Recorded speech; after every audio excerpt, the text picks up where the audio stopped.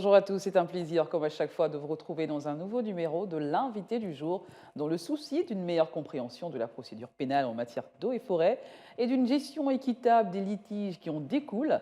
Notre invité du jour, Pertiano Stissindiga, a mis en place un guide pratique de la procédure pénale applicable en matière d'eau et forêt il y a un an.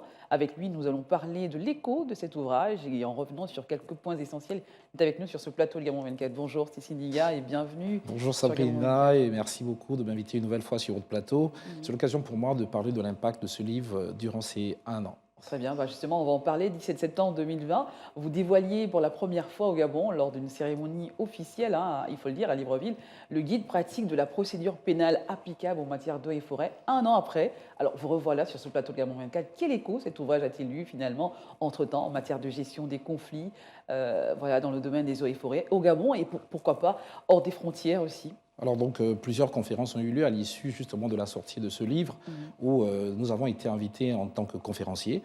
Nous avons pris part à des conférences qui avaient trait à l'international et d'autres qui étaient purement dans le cadre national. Très bien. Alors donc ce livre a eu un écho au-delà même des frontières. On va participer à cette formation donc des juristes il y a quelques temps donc à l'étranger, au Congo, et pour avoir participé à la rédaction du guide de Madagascar. Je pense qu'aujourd'hui ce guide est venu combler justement ces vices de forme là que rencontraient souvent les professionnels du droit lorsqu'ils avaient donc à rendre des décisions concernant le domaine des eaux et forêts. Alors donc on le disait déjà il y a un an.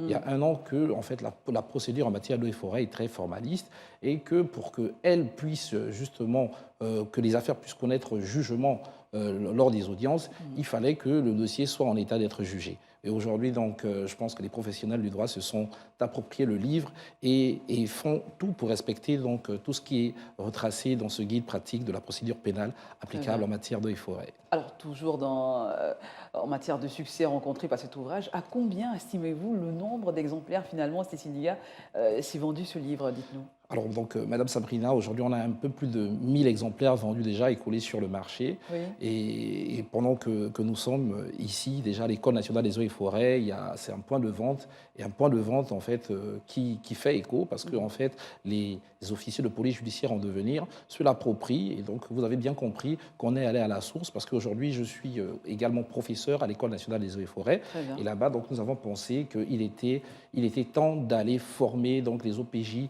dans le cadre de la procédure, de la matière qu'ils auront à connaître tout au long de leur carrière. Justement, les thématiques abordées dans cet ouvrage sont toujours d'actualité. Les infractions sur la faune et la flore sont des problèmes rencontrés dans plusieurs pays d'Afrique.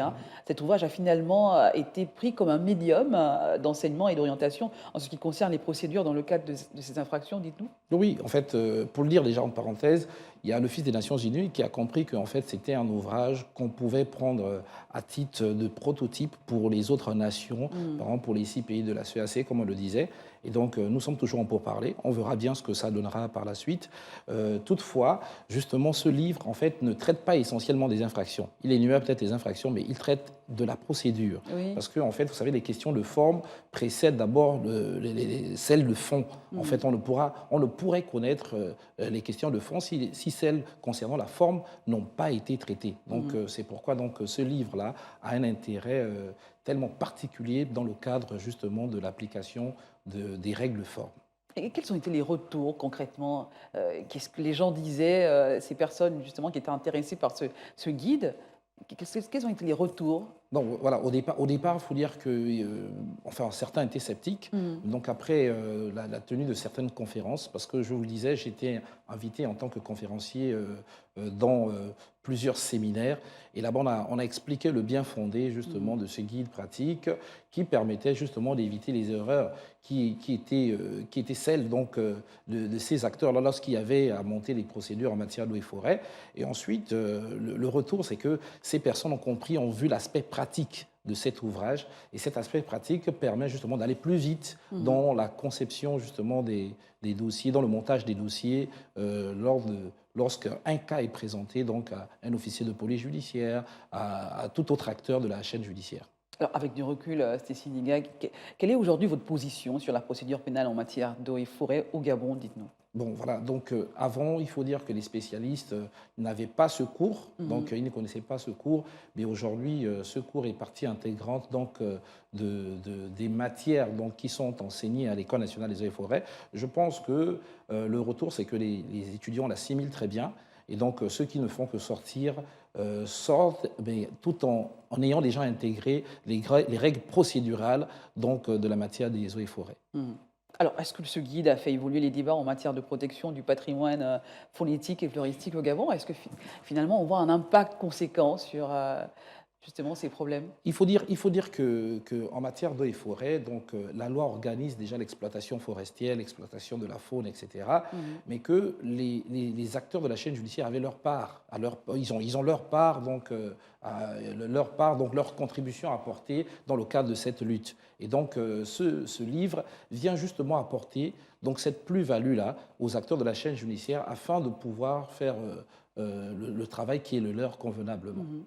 Cécile, dites-nous un tout petit peu, quel est l'intérêt de fêter ce premier anniversaire de ce livre, d'en parler à nouveau, surtout là, d'insister sur l'impact de ce guide pratique? Voilà, donc d'abord, c'est d'abord l'occasion pour moi de remercier l'administration donc, des eaux et forêts, le ministre des eaux et forêts Mhm. particulièrement, par le directeur général des forêts. Ils se sont appropriés plusieurs centaines d'exemplaires qu'ils ont distribués à tous donc, les OPJ spécialisés. Mhm. C'est aussi l'occasion pour moi de remercier le ministre de la Justice, Madame la garde des Sceaux, qui n'a sans cesse donc, réclamé même que certains exemplaires soient rapportés à son cabinet parce qu'ils étaient à chaque fois, elle les offrait à chaque fois. C'est Mhm. pour dire en fait que ce livre est utile aujourd'hui. Ce n'est pas un roman photo, non, c'est un Mhm. manuel de travail. Mhm. Et donc nous insistons dessus pour que toutes les personnes qui doivent donc opérer dans cette matière se l'approprient et puis en fassent un usage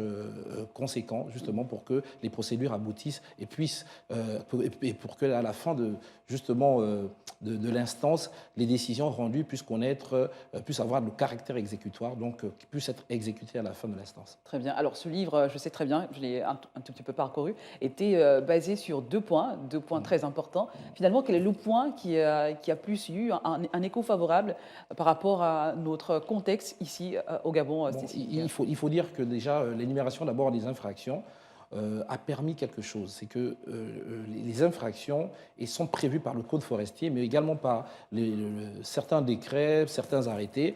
Et aujourd'hui, donc, les acteurs de la chaîne judiciaire qui travaillent dans le cadre de la matière d'eau et forêt n'ont plus à chercher donc, ces décrets qui sont éparpillés, parce que tout est contenu dans ce guide pratique. Mhm. Alors, ils allaient plus vite. Ils allaient plus vite dans la recherche, justement, dans la qualification des infractions et dans, justement, dans le fait donc, de même viser les dispositions qui les prévoient. Alors, vous n'avez pas travaillé qu'ici, hein, au Congo, un peu partout. Est-ce que c'est évidemment les mêmes problèmes aussi, les mêmes difficultés Non, dans ce sens-là? il faut le dire que la loi au Congo, au Gabon, à Madagascar se ressemble. Mhm. Donc, pour avoir donc, participé à la formation de certains juristes au Congo-Brazzaville, là-bas, on remarque la même chose, c'est que les procès-verbaux connaissent un formalisme bien particulier. Et Oui. donc, pour éviter que ces procédures-là échouent devant donc, la formation de jugement, Mhm. justement, nous avons pensé que même au Congo, on a un projet similaire. Donc, on a vu justement de mettre en place là-bas un guide pratique qui pourrait éviter, qui pourrait éviter que ces problèmes perdurent. Ce sont les mêmes problèmes qu'on rencontre au Gabon, qui sont aussi connus au Congo. Mhm. Donc, on espère justement que là-bas aussi, cela aboutira. De toute façon, l'Office des Nations Unies s'y intéresse et, comme je vous le disais, on va travailler là-dessus. Est-ce que c'est une manière aussi de faire évoluer les textes qui ont quelques zones d'ombre aussi, qu'il faut essayer de nettoyer, de faire évoluer, de faire une mise à jour justement de ces textes de loi? Oui, mais, déjà, le Code forestier en révision sur la table de l'Assemblée nationale, on le disait, mais le Code pénal avait déjà évolué donc, Mhm. sur la question des infractions. Et oui, donc, il y a certaines interrogations qui sont posées dans ce livre, Oui. donc, à certains niveaux. On espère justement que, avec la révision du Code forestier, que ces questions-là pourront trouver des solutions voilà, adéquates. Et surtout pour ces jeunes des eaux et forêts qui, voilà, qui connaissent pas forcément tous ces contours et qui pourront s'en servir comme une Bible, on peut le dire. Voilà, voilà, c'est comme ça qu'ils l'appellent même d'ailleurs. Mhm. Ils disent que c'est leur Bible et j'espère qu'ils vont vraiment se l'approprier, qu'ils prendront connaissance chaque fois qu'ils ont des cas, parce que souvent on pense connaître, mais c'est souvent mieux de repartir à la source lorsqu'on est en face d'un dilemme, d'un cas pratique. Très bien. Alors, que doit-on finalement retenir pour ce premier anniversaire du guide pratique de la procédure pénale applicable en matière d'eau et forêt, Stéphanie, pour si on devait faire un bilan, un parcours pour ces 1 an de ce guide qui a l'air très important et très utile finalement? Alors donc, on retient que donc, plusieurs, je veux dire un peu plus de 1000 exemplaires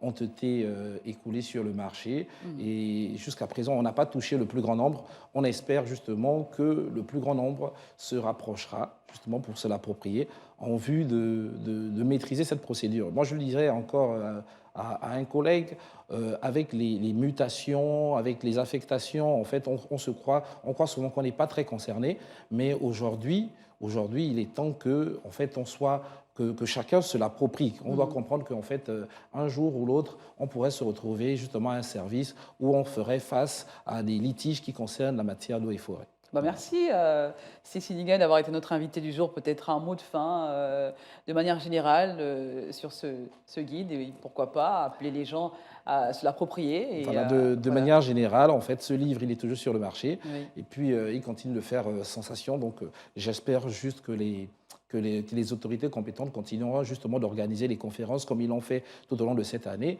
J'espère aussi que, en fait, l'École nationale des eaux et forêts, c'est l'occasion même de remercier le directeur général des eaux et forêts Oui. qui a pu intégrer cette matière donc, dans la liste, donc la table des matières de l'école. J'espère donc que cette année, on pourra redoubler d'efforts pour former le plus grand nombre. Bah, très bien, merci et à très bientôt. On espère vous revoir un tome 2, pourquoi pas, des perspectives à ce niveau. Oui, à ce niveau, il faut dire qu'en fait, ici, il s'agissait donc des règles de forme. Le tome 2 concernera donc les règles de fond. Oui. Et on y travaille. Il verra le jour peut-être dans 1 an, dans 2. En tout cas, on verra bien. Belle initiative dans tous les cas. Merci d'avoir été des nôtres et merci à vous également, notre invité Cécile Diga, qui est justement ce magistrat et auteur du guide pratique de la procédure pénale applicable en matière d'eau et forêt au Gabon et pourquoi pas en Afrique. Il y a déjà un bel écho à ce niveau. À très bientôt. L'aventure se poursuit avec un nouvel invité sur ce même plateau de Gabon 24 et resté en compagnie de nos programmes. À bientôt.